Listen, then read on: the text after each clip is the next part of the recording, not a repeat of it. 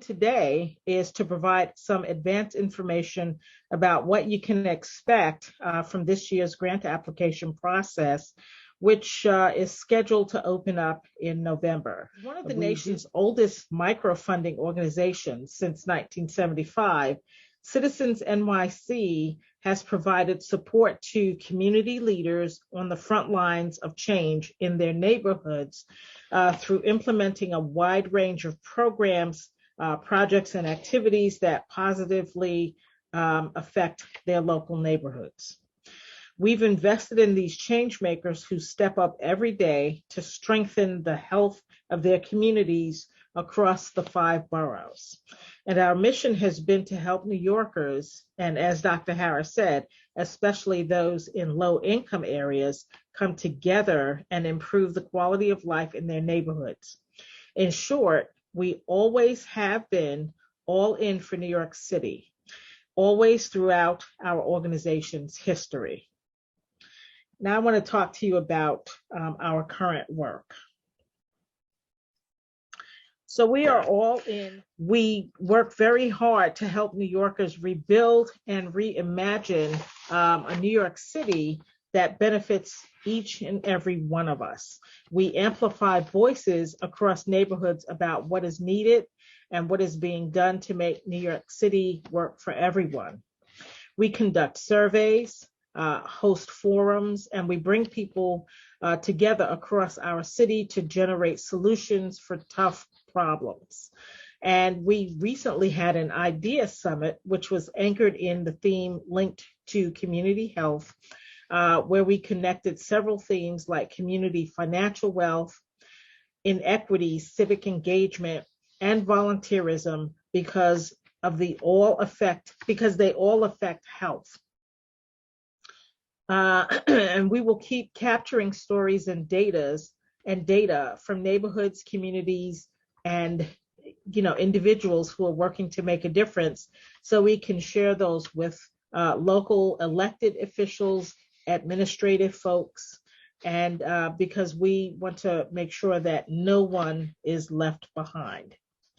I'm going to toss to my colleague now, Dee, so she can talk to you about the grant program overview.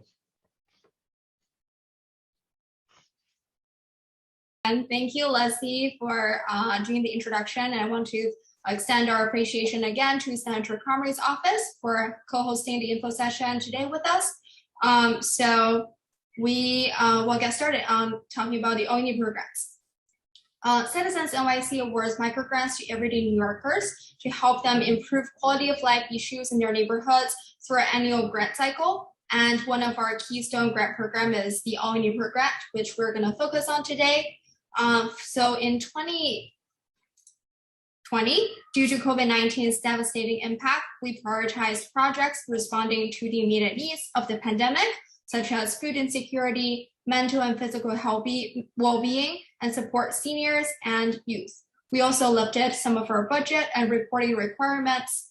In 2021, building on what we learned during the pandemic, we continued funding all kinds of neighborhood-led projects besides the emergency responses, and we will continue our legacy grant program, the 2022 All-You Need grant this year, starting in November, and we look forward to continue supporting local residents, leading community changes, and amplifying voices that help rebuild and reimagine New York City. So now we're going to talk about eligibility. We support all kinds of resident-led grassroots groups with a budget of $150,000 or less. However, public schools are exempt from the budget requirements. We define groups really loosely, so you won't have to be a registered 501c3 or be recognized by anyone to be considered a group and apply for our grants. You could really be a few neighbors coming together to work on a trash pickup issue on your block, a few parents and teachers working together to work on a STEM training for the local students. We support resident and volunteer-led groups in different stages of your group formation. So whether you're at the beginning stage with just an idea and want to get started on your first project, or you're steadily growing into a staff organization, but still need a safety net before you can actually be captured by the larger foundation funding pool. So all are welcome. However, there are some other criteria. For example, your project and group should be based in the 5 boroughs of New York City. So not greater New York City or metropolitan, it has to be in the 5 boroughs of the city. Your project should demonstrate an element of community engagement and long-term community relationship building. The other ineligibility kind of criteria is projects have to be led by group members. So a few individuals coming together, 2 to 3 individuals at least. We do not fund any projects that's spearheaded by one individual leader. So if you have an idea in mind, you don't have a partner, this is the perfect time for you to go find a friend, a neighbor, or a colleague to work together, collaborate, and apply for the grant together.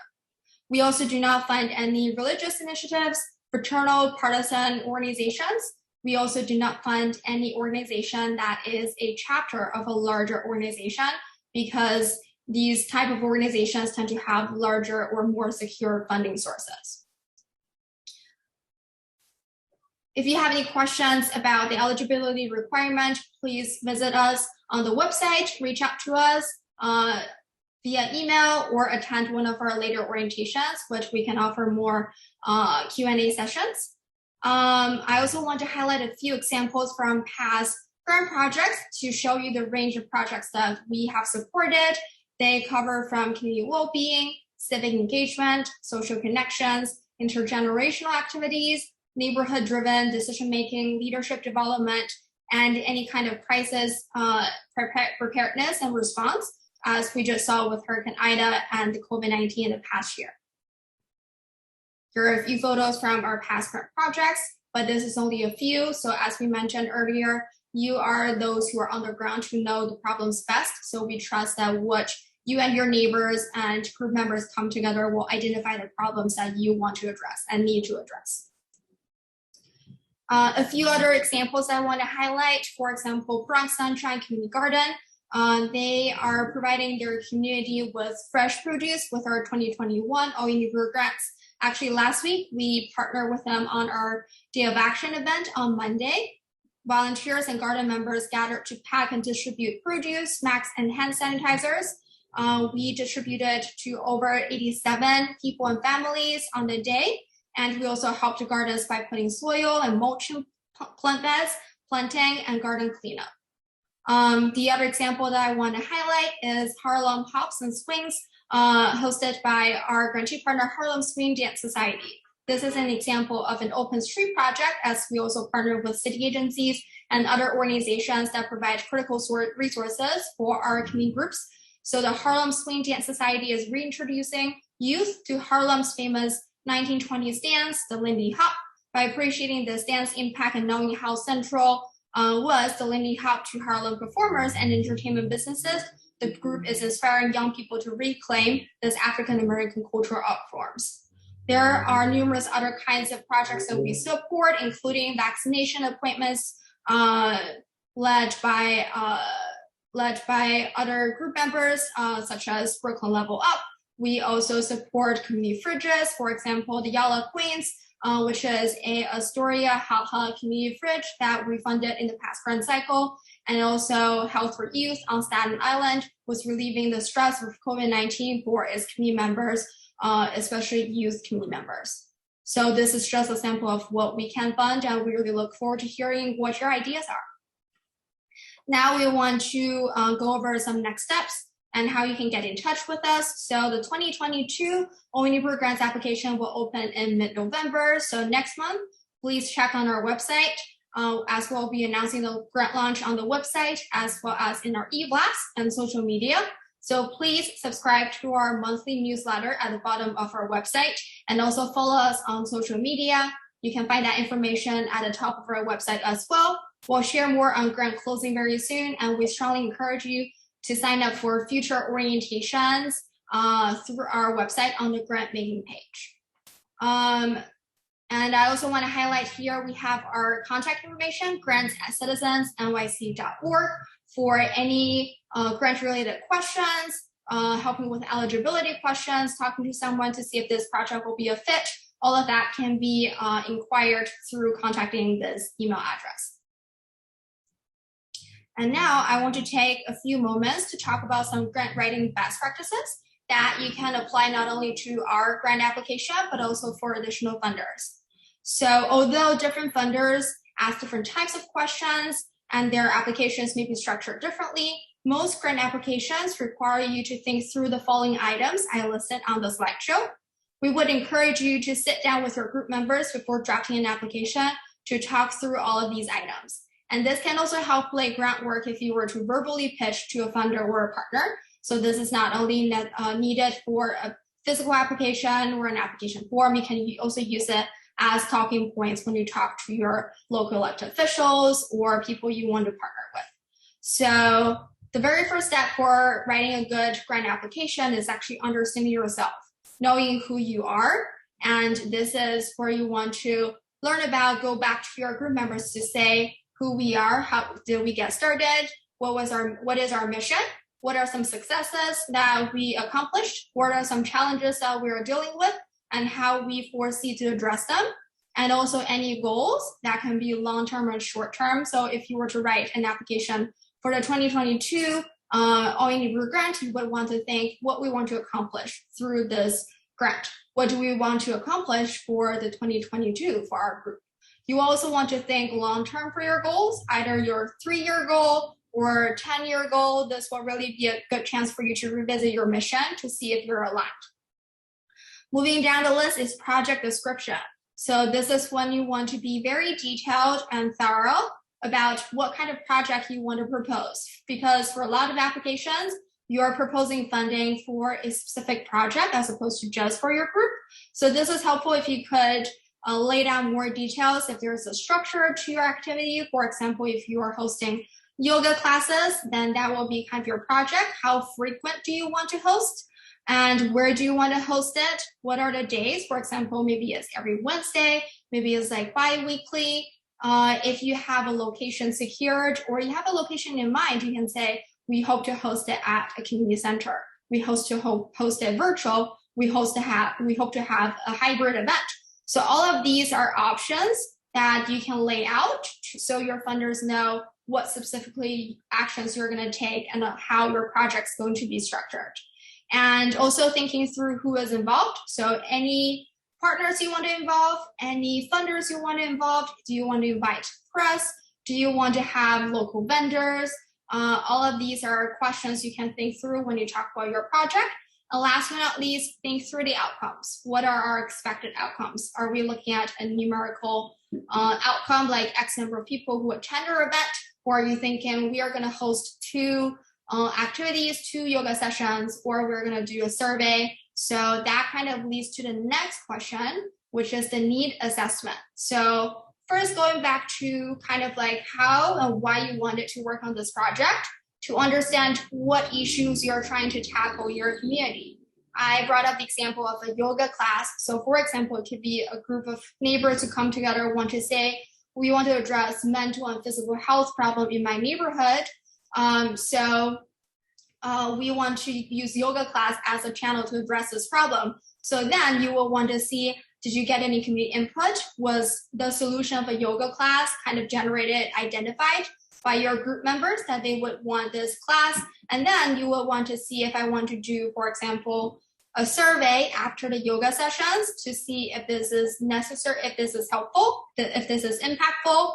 You could also see if there are other ways that you can measure success. For example, maybe measuring some health matrix.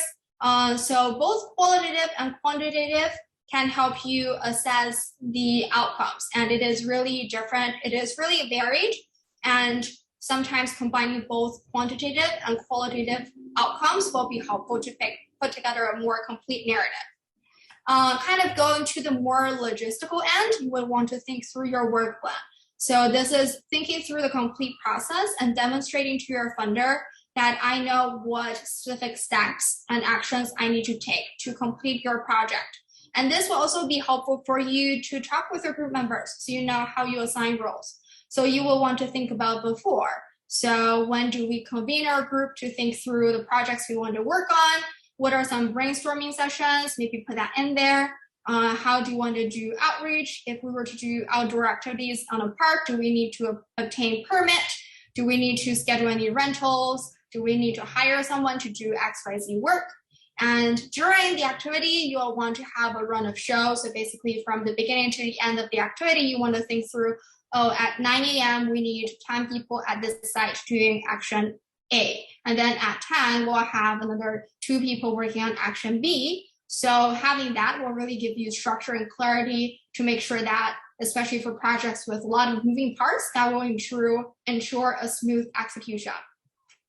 And after, so this is the time for you kind of to go back, reflect on how your project went, because I'm sure that all of you are thinking through projects for the moment, but you also want to bring about long-term changes. So this is probably not the last project you're going to work on. So it's always helpful to go back to reflect with your group members.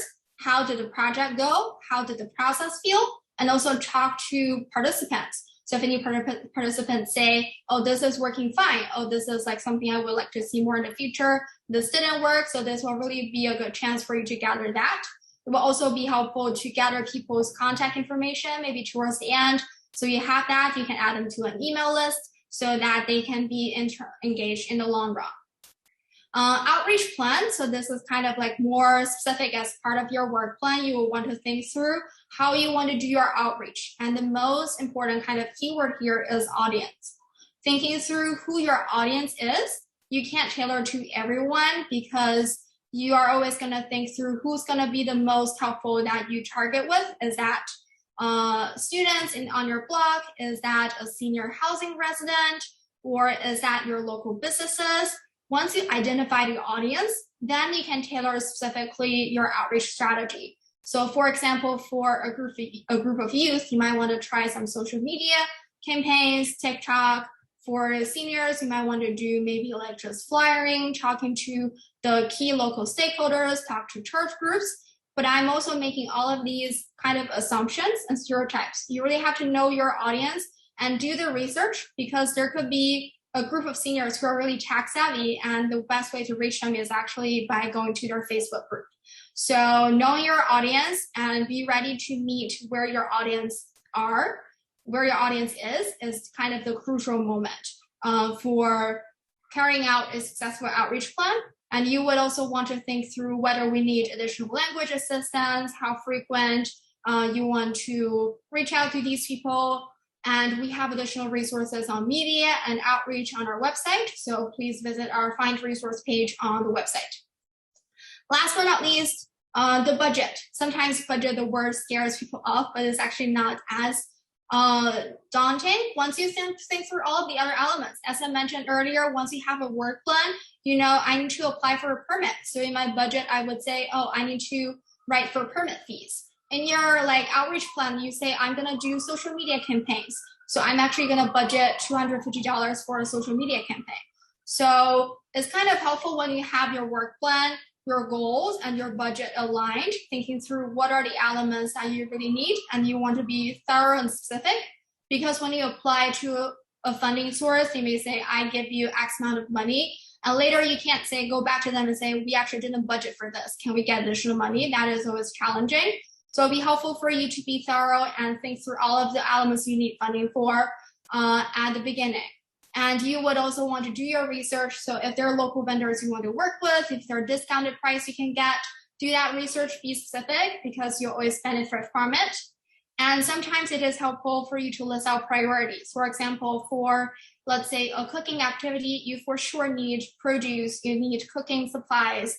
It'll be beneficial if you have, let's say, some like banners to promote it. It'll be helpful if you have like a blender to like do some smoothies, but it is kind of like not essential. You will want to have your most essential items listed at the top of your budget where you know it. Like if I don't get the amount I needed, I want to get at least this amount of money, this much of money to cover all of these to make sure my project can actually be carried out. So that was kind of like the points that you would want to do for understanding yourself. And also you would also want to understand the funders. So understanding who you're asking funding or any kind of resources to. So reading the funder's mission, any requirement, eligibility requirement, if there are any past funded projects and new initiatives, then that can really help you position yourself. You will also then be able to determine if this opportunity will be a fit for you and can make an assessment on the potential of securing the funding. And if the funder, for example, like us, offer info sessions, offer early review, technical assistance, definitely take advantage of those. And it will also be good for you to draft your proposal and have your group members review, have an external partner review if that is possible. So these are some of our tips that can help you understand yourself, understand the funding source, and help you better secure grant rating. And I see Rosan. Yes. This is such good information that I want to make sure that folks don't miss this. I'm going to try to summarize it really simply, not perfect, but it's the who you are, what's your group, the what, project description, what you're doing, the why, that's the need assessment, like why is it important for your community, the when, so the timeline and the work plan. Now this is the one that's a little bit less specific. It's the where, like where is this going to land? What is the audience? Who's going to benefit from doing this? And then lastly, the how is when you get into the specifics of the budget and what you're going to do. So it's the who, what, why, when, where, and how. And if you know that about your project, you will always be able to talk about what you're doing very specifically, not just for Citizens Committee, but for any potential funder. So Dee, thank you for breaking it down and sharing it with the community. Yes, thank you, Rosan. And actually that is the end of this presentation. I want to leave you with our contact information. Please feel free to reach out to us at grants@citizensnyc.org or visit our website, citizensnyc.org. As my colleague Leslie shared earlier, and even if this grant opportunity is not a perfect fit for you, we still strongly encourage you to check us out because we provide resources for grassroots leaders, nonprofits, small businesses, and all New Yorkers.